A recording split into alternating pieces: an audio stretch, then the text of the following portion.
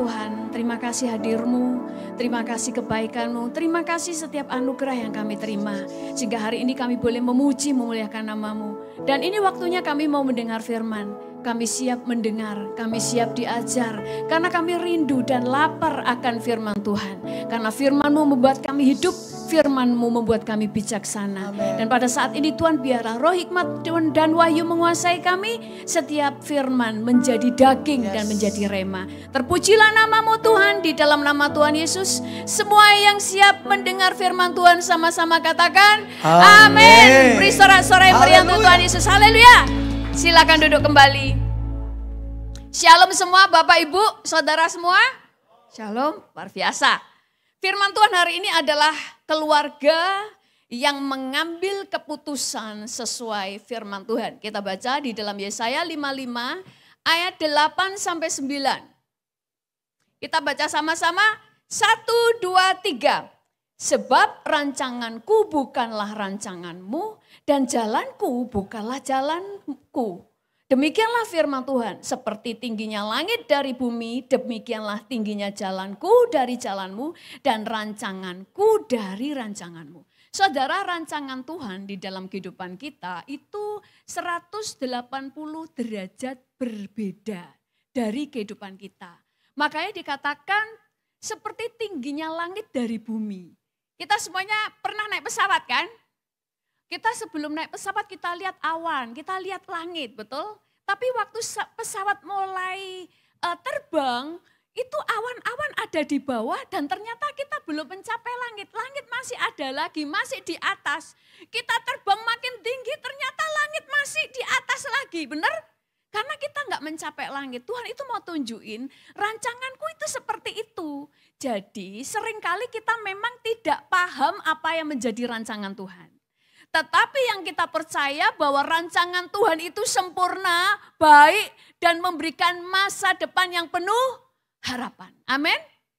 Nah, saudara, untuk kita memperoleh rancangan Tuhan, memang dibutuhkan iman kita berjalan dengan Tuhan. Hari ini kita belajar dari kehidupan Abraham. Kita semua sering mendengar tentang berkat Abraham, Ishak, dan Yakub, betul? Apa sih berkat Abraham, Ishak, dan Yakub? Berkat Abraham, Ishak, dan Yakub adalah berkat turun-temurun. Karena satu orang berkatnya turun-temurun. Saudara, kita melihat bangsa Israel. Bagaimana bangsa ini sampai hari ini adalah bangsa yang disertai Tuhan. Bangsa Yahudi adalah bangsa yang memimpin bangsa-bangsa. Sekalipun seluruh dunia ingin menghilangkan Yahudi, tapi Yahudi tetap ada. Kenapa?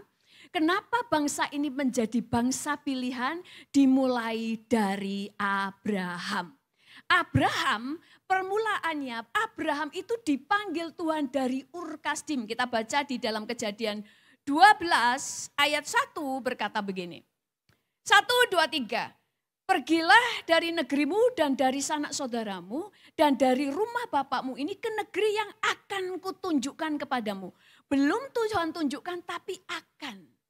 Saudara, keputusan Abraham, saya sering menjelaskan di tempat ini juga bahwa nasib kita ditentukan oleh 5 hal. Apa yang kita pikirkan, apa yang kita putuskan, oleh apa yang kita katakan, oleh apa yang kita tabur, dan oleh apa yang kita percaya. Semua akan terjadi dalam hidup kita. Tetapi waktu Abraham memutuskan untuk taat kepada Tuhan, maka Tuhan yang memegang kendali atas hidupnya, sehingga Tuhan yang menetapkan hidupnya. Sehingga apa yang Tuhan rancangkan yang tidak nyampe di pikiran Abraham itu terjadi. Demikian juga dengan hidup kita. Apa sih yang Abraham lakukan, saudara? Abraham waktu dipanggil Tuhan, dia taat. Dia mendengar dan dia keluar dari negerinya walaupun dia nggak ngerti. Dan kemudian apa yang kemudian Tuhan berikan kepada Abraham di dalam Kejadian 12 ayat 2 sampai 3. Dikatakan gini, aku akan membuat engkau menjadi bangsa yang besar dan memberkati engkau dan membuat namamu masyhur dan engkau akan menjadi berkat. Aku akan memberkati orang-orang yang memberkati engkau dan mengutuk orang-orang yang mengutuk engkau dan olehmu kaum di muka bumi akan mendapat berkat. Karena Abraham memutuskan berjalan dengan Tuhan, Tuhan itu langsung berkata begini. Karena ada ayat firman Tuhan katakan, siapa menghormati aku, kuhormati. Waktu Abraham menghormati Tuhan, maka musuh Abraham adalah musuhnya Tuhan. Makanya dia katakan, orang yang mengutuk engkau akan dikutuk. Orang yang memberkati engkau diberkati. Dan oleh karena kamu semua bangsa beroleh berkat. Saudara, hanya karena dia taat, kalau saudara lihat, Abraham itu kehidupannya suka untuk membawa mezbah. Dia membangun mezbah, kemanapun dia pergi. Yang pertama dia membangun mezbah dan ucapan syukur. Bahkan pada waktu dia memenangkan peperangan, dia memberikan 1/10 kepada Melkisedek. Bukan karena peraturan Tuhan, tetapi karena hati yang menghormati Tuhan. Tetapi apa yang kemudian terjadi di dalam kehidupan dia? Saudara, di dalam Kejadian 17 ayat 7 dikatakan begini. Aku akan mengadakan perjanjian antara aku dan engkau serta keturunanmu turun-temurun menjadi perjanjian yang kekal. Supaya aku menjadi Allahmu dan Allah keturunanmu. Saudara, waktu Tuhan berjanji ini, Ishak belum lahir. Tapi Tuhan sudah berjanji bahwa aku akan memberkati keturunanmu, keturunanmu akan menjadi umatku, dan aku akan menjadi Allahnya. Sebuah bangsa yang dikhususkan oleh Tuhan, anak yang diberkati Tuhan, orangnya belum lahir. Inilah berkat Abraham, yaitu berkat turun-temurun. Oleh karena Abraham memutuskan, memilih berjalan dengan Tuhan. Dia menghormati Tuhan, dia membangun mezbah. Tuhan mengikat perjanjian kekal. Makanya sampai hari ini orang yang menguasai teknologi, orang yang menguasai keuangan, orang yang menguasai dunia itu sebenarnya orang Yahudi. Kenapa? Karena perjanjian Tuhan dengan Abraham. Saudara, saya kapan hari ketemu dengan seorang ibu. Teman-temannya yang cerita, ibu ini dulu ditinggal suaminya meninggal umur 4 tahun. Karena dia menikah umur 24. Dia punya anak masih kecil umur 8 dan 6 tahun. Tapi suaminya sudah meninggal. Tanpa ada sesuatu yang ditinggalkan sehingga dia dalam pergumulan. Dia masih muda tetapi sudah ditinggal suaminya. Tetapi kemudian dia memutuskan hidup di dalam penyembahan. Dia hanya bisa mengutamakan Tuhan di dalam hidupnya. Apa yang terjadi saudara? Saya diberkati kesaksiannya karena selama ini saya tidak tahu kesaksian hidupnya. Saya cuma melihat anak-anaknya berhasil termasuk ibu ini. Dia waktu itu dipimpin Tuhan untuk mulai membeli tanah sepetak, kemudian dibangun rumah, dijual. Kemudian dia mulai Tuhan tuntun beli di sini, dia bangun, dijual. Sampai akhirnya dia punya real estate saudara. Dia punya real estate yang berkembang. Anaknya mempunyai usaha yang lain dan berkembang. Cucunya juga demikian. Dan dia berkata, dia itu tidak pernah punya pengalaman tentang membangun rumah. Sama sekali tidak punya background tentang bagaimana membangun rumah, bagaimana menjual rumah. Tidak ada background sama sekali. Tapi dia katakan dia mulai memutuskan karena tidak ada yang diandalkan. Karena dia punya saudara 13 orang saudara. Dia 13 bersaudara. Sehingga tidak ada yang dia bisa andalkan. Dia harus berdiri sendiri. Tapi kemudian banyak yang bersaksi. Papanya adalah seorang yang suka meninggikan Tuhan. Kemanapun ada hamba Tuhan, pergi ke kota mereka, dia layani hamba Tuhan itu. Papanya bukan orang kaya, tetapi papanya ini mengatakan begini, aku melayani mereka seperti melayani Tuhan. Dia selalu memberikan untuk pekerjaan Tuhan. Dan oleh karena bapaknya, berkat Tuhan turun, Tuhan memberi kemudahan. Saudara, Abraham karena dia orang yang mau dikhususkan oleh Tuhan, maka berkat Abraham itu turun kepada anaknya sampai hari ini. Bahkan kita bisa menikmati berkat Abraham karena korban yang oleh karena ketaatan Abraham. Nah, kemudian Tuhan itu menuntun Abraham di dalam rencananya. Kita baca di dalam Yeremia 29 ayat 11 sampai 13 berkata begini. Kita akan baca sama-sama. 1, 2, 3. Sebab aku ini mengetahui rancangan-rancangan apa yang ada padaku mengenai kamu. Demikianlah firman Tuhan, yaitu rancangan damai sejahtera dan bukan rancangan kecelakaan, untuk memberikan kepadamu hari depan yang penuh harapan. Dan apabila kamu berseru dan datang untuk berdoa kepadaku, maka aku akan mendengar kamu. Apabila kamu mencari aku, kamu akan menemukan aku. Apabila kamu menanyakan aku dengan segenap hati. Saudara, berkat Tuhan selain daripada kita diampuni adalah waktu kita berseru, Tuhan menjawab. Waktu kita berteriak, Tuhan datang. Itu adalah berkat Tuhan. Saudara, kemudian karena Abraham itu suka membangun mezbah, dia menyembah Tuhan, dia menghormati Tuhan, sampai memutuskan memberikan hartanya untuk pekerjaan Tuhan. Lalu Ishak lahir. Kalau saudara baca, Ishak menerima berkat Abraham. Dia menerima kemudahan karena Abraham. Waktu di seluruh negeri itu dilanda masa kelaparan, kekeringan. Namanya kekeringan, kalau orang nanam ya kering, betul?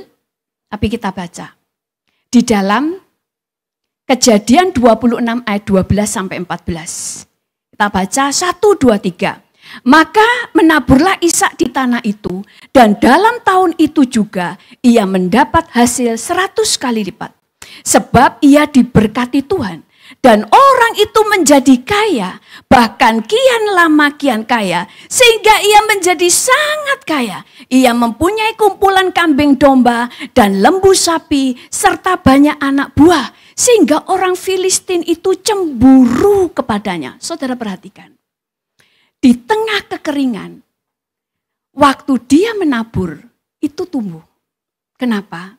Saudara, kalau Tuhan ada orang yang menghormati Tuhan, perjanjian dan berkatnya enggak cuma sampai kepada dia.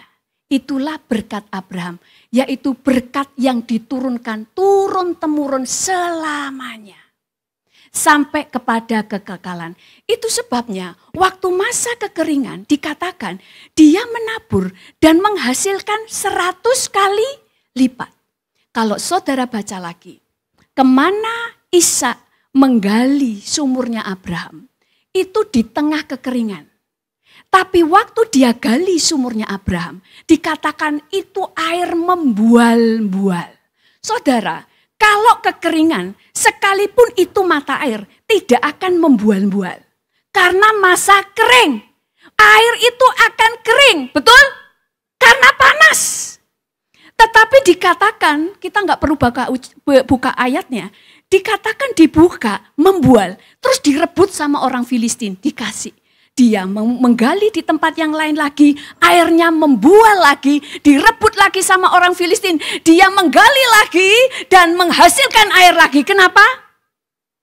Kalau orang Filistin yang menggali, tidak ada air. Karena kalau ada berkat Abraham, karena doa orang tuanya. Karena orang tuanya menyembah Tuhan, berkatnya sampai kepada anaknya, anaknya menikmati berkat. Jadi berkat itu Tuhan tidak memberkati sumur. Tuhan tidak sedang memberkati apa yang dia kerjakan. Tapi berkat sudah ada di kepala Ishak. Sehingga apapun yang disentuh berhasil. Makanya Alkitab berkata Tuhan menyertai Yusuf. Sehingga apa saja yang diperbuatnya berhasil. Tuhan menyertai Daud sehingga dia selalu berkemenangan dalam setiap peperangan. Bukan Tuhan memberkati perang. Bukan Tuhan memberkati pekerjaan Yusuf. Tuhan memberkati Yusufnya.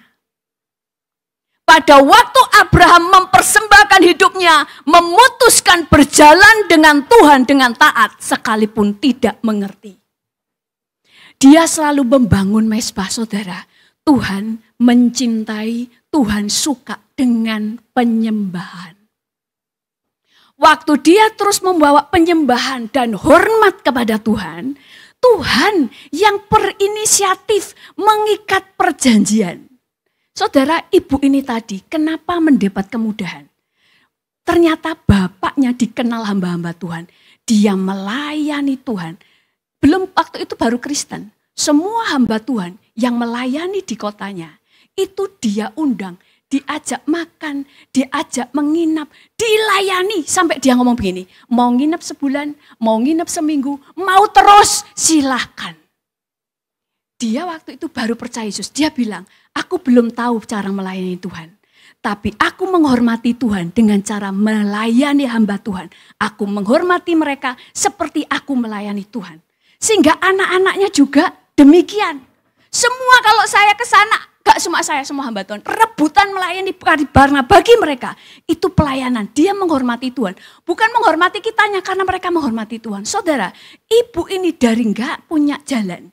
Tuhan yang membawa dia kepada tempat yang Tuhan sudah tetapkan. Karena tadi dikatakan bahwa rancanganku itu bukan rancanganmu. Kamu gak paham, rancanganku itu besar. Kamu seringkali tidak bisa nyampe kalau dengan pikiranmu sendiri. Tapi kalau kamu hidup berjalan dengan aku yang akan menarik kamu di tempat yang tepat. Makanya kalau di bahasa Ibrani ada yang namanya kairos. Kairos itu adalah waktu Tuhan yang tepat. Tapi ada karah. Karah itu adalah bagaimana Tuhan yang narik kamu di tempat yang tepat. Jadi gini. Kairos itu waktu Tuhan. Itu seakan Tuhan itu lagi memberkati waktu itu. Tapi seringkali kita nggak ada di sana. Kita lagi keluyuran. Tapi karah artinya Tuhan narik kamu. Memaksa kamu, menarik kamu ada di bawah tangannya. Isa itu diberkati karena Abraham. Tetapi kemudian kenapa berkatnya, berkat turun-temurun itu semakin lama semakin besar. Kenapa? Karena kemudian Isa belajar dari Abraham. Dia belajar dari Abraham bagaimana Abraham menghormati Tuhan. Dia tidak memberi 1/10, tapi dia memberikan hidupnya. Waktu Abraham dipanggil Tuhan untuk mempersembahkan anaknya, itu Ishak sudah sekitar 17-30 tahun. Dia yang memilih, memutuskan untuk mau dipersembahkan. Dia memberikan hidupnya sebagai penyembahannya kepada Tuhan. Dia sama dengan bapaknya, suka dengan membangun mezbah. Dia memberikan Tuhan di tempat yang pertama. Itu sebabnya dia tidak hanya diberkati karena perjanjian Tuhan dengan Abraham. Tapi karena dia juga berjalan dengan Tuhan, dia juga diberkati. Makanya berkat Tuhan pada Abraham, berkat bergelombang turun-temurun sampai di Ishak. Berkat Ishak adalah berkat pelipat gandaan. Makanya apapun yang ditabur itu menjadi 100 kali ganda. Sampai di dia. Enggak berhenti sampai di situ. Dia punya anak bernama Yakub. Yakub juga seseorang yang demikian. Dia membuat mezbah. Makanya dia selalu katakan, engkau Allah yang disembah oleh Abraham dan ayahku. Dan dia berkata, kalau engkau memimpin aku akan menjadikan kau Tuhan atas hidupku. Dalam arti gini, memang Tuhan sudah menjadi Tuhan sejak Abraham dan Ishak. Tetapi dia mengundang secara pribadi untuk hidupnya. Saudara lihat orang yang diberkati. Sekalipun Yakub ditipu berkali-kali oleh Laban, berkatnya tidak hilang. Ini kalau orang di dalam berkat. Karena Tuhan yang memberi pembelaan. Contoh, bangsa Israel selama 400 tahun dijadikan budak di Israel, di Mesir, tidak dapat gaji, tidak mendapat apapun. Tapi waktu keluar dari Mesir, firman Tuhan berkata, kamu minta apa saja, barang-barang berharga dan mahal. Kalau saudara baca. Dan minta kepada mereka. Dan Tuhan memberikan roh kegentaran kepada orang Mesir. Sehingga apa saja yang diminta. Bukan ngerampok, bukan nyolong. bukan nyuri, tapi mereka minta. Waktu mereka minta, orang Mesir itu memberikan dengan sukarela. Semua diberikan karena mereka takut kepada Allahnya orang Israel. Yang hilang tidak akan hilang kembali. Itu orang di dalam berkat. Makanya pada waktu Yakub ditipu Laban berkali-kali, Tuhan bisa memberikan berkat di bidang yang lain.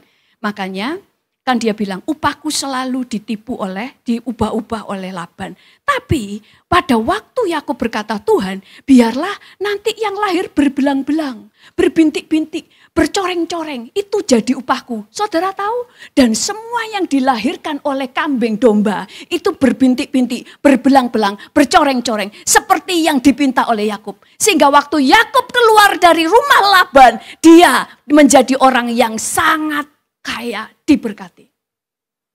Apa berkat Yakub? Kita baca untuk berkat Yakub apa?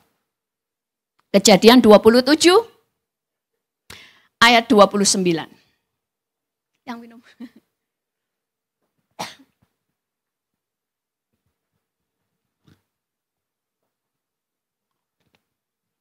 Kita baca sama-sama 1, 2, 3. Bangsa-bangsa akan takluk kepadamu. Dan suku-suku bangsa akan sujud kepadamu. Jadilah Tuhan atas saudara-saudaramu. Dan anak-anak ibumu akan sujud kepadamu. Siapa yang mengutuk engkau, terkutuklah ia. Dan siapa yang memberkati engkau, diberkatilah ia. Abraham diberkati dalam segala hal. Dari Abrahamlah keluar perjanjian Tuhan. Tuhan mengikat perjanjian sampai kepada kekekalan. Artinya perjanjian Tuhan untuk memberkati Abraham sampai turun-temurun. Hal yang tidak pernah dia bayangkan. Makanya Tuhan itu suka dengan keluarga. Karena dalam keluarga Tuhan itu karena satu orang seisi rumah diselamatkan. Karena satu orang seluruh orang itu diberkati. Karena satu orang maka kutuk di dalam keluarga diputuskan. Makanya penting seorang bapak di dalam rumah untuk membawa penyembahan. Kalau bapaknya nggak ada, ibunya. Kalau mereka belum percaya, saudara yang percaya. Jadi kemudian dikatakan kalau Ishak tadi adalah pelipat gandaan. Makanya berkat yang dari Tuhan itu selalu turun-temurun. Semakin lama, semakin besar. Waktu Yakub dikatakan, bangsa-bangsa akan takluk kepadamu. Yakub itu namanya diganti Tuhan menjadi Israel. Sehingga seluruh anaknya itulah bangsa Israel. Makanya turun-temurun semua orang bangsa Israel. Keturunan Israel semua diberkati.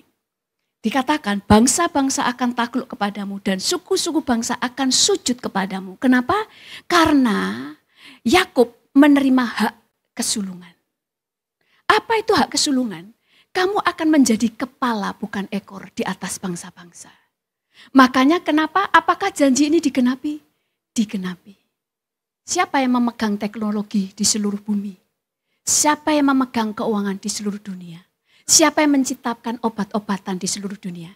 Siapa di balik bangsa adidaya yang berkuasa atas dunia, yaitu Amerika? Siapa di baliknya? Orang Yahudi. Keturunan Yakub. Untuk menunjukkan hanya karena satu orang Abraham memutuskan percaya. Istrinya biasa-biasa, tapi istrinya juga menerima berkat dari Abraham. Ishak juga demikian, sampai-sampai Tuhan yang mengirimkan istri buat Ishak. Saudara, itu sebabnya kalau kita mau masa depan kita di tangan Tuhan. Kalau kita mau yang menjadi rancangan Tuhan terjadi dalam hidup kita. Hidup di dalam penyembahan, menghormati Tuhan. Makanya Yakub meniru bapaknya, dia suka membawa penyembahan. Sampai-sampai dikatakan di Peniel, dia melihat malaikat turun naik di sebuah tangga yang menghubungkan bumi dan di surga. Kenapa? Dia membawa penyembahan sampai dia katakan, Tuhan kalau kau sertai aku, seberapapun berkat yang kau berikan, kuberikan 1/10 kepadamu sebagai tanda menghormati Tuhan. Saudara, bangsa ini menjadi diberkati oleh karena Abraham, keluarganya diberkati. Itu sebabnya kalau tadi dikatakan di dalam judulnya tadi bahwa keluarga yang mengambil keputusan Sesuai firman Tuhan, kita mencontoh Abraham. Dia memutuskan berjalan dengan Tuhan. Dia memutuskan hidup menghormati Tuhan. Dia memutuskan hidup dalam penyembahan. Sehingga Tuhan bukan hanya memberikan kairosnya, tapi harah yang menarik Abraham tepat di bawah tangannya. Berikan tepuk tangan untuk Tuhan Yesus. Seperti tadi, Ishak. Tuhan memberkati Ishaknya. Sehingga kemanapun dia gali, air membual. Kalau orang Filistin yang menggali, tidak ada air. Karena berkat itu di tangan kita. Itu sebabnya Tuhan tidak memberkati pernikahanmu. Tuhan tidak memberkati pekerjaanmu. Tapi kamulah yang diberkati. Sehingga semua yang kamu sentuh diberkati. Pernikahanmu karena ada engkau yang di dalam urapan berkat Tuhan menjadi berhasil. Pernikahanmu, anak-anakmu, pekerjaanmu semua menjadi berhasil. Tapi kuncinya mau berjalan bersama Tuhan. Sekali lagi tepuk tangan untuk Tuhan Yesus. Salam kanan kiri katakan berjalan dengan Yesus. Sehingga berkat Abraham, Ishak dan Yakub itu terjadi dalam kehidupan kita. Saya undang semuanya bangkit berdiri. Rancanganmu itu besar dalam kehidupan kami. Seringkali pikiran kami tidak nyampe. Bahkan Abraham pun dia tidak nyampe Tuhan. Tetapi Tuhan, Engkau yang membawa dia masuk di dalam kairosmu, bahkan kepada harahmu. Sehingga dia Engkau tarik berada di tempat yang tepat. Bawa kami Tuhan menjadi orang-orang yang hidup di dalam penyembahan. Menjadi orang yang hidup di dalam takut dan hormat kepada Tuhan. Sehingga lewat kami, keturunan-keturunan kami diberkati. Ada berkat keturunan, berkat turun-temurun. Seperti Abraham yang berkatnya sampai kepada kami. Kami bersyukur kepadamu Tuhan. Di dalam nama Tuhan Yesus. Haleluya. Selama kau